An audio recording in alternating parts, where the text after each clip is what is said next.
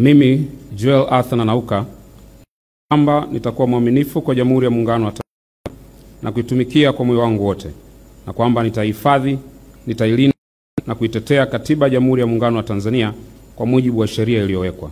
Ewe Mwenyezi Mungu nisaidie.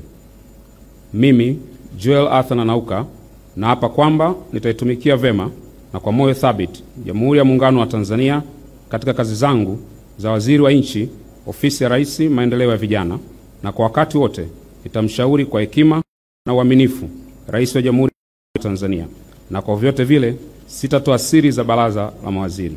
Ewe Mwenyezi Mungu nisaidie.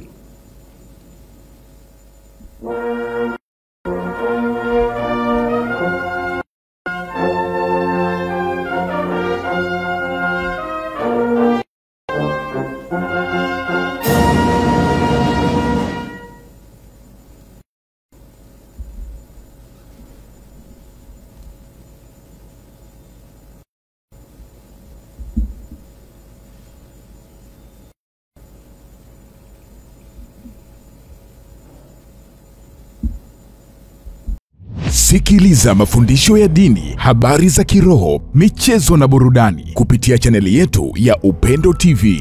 Subscribe leo, uendelee kujifunza na kulipokea neno la Mungu.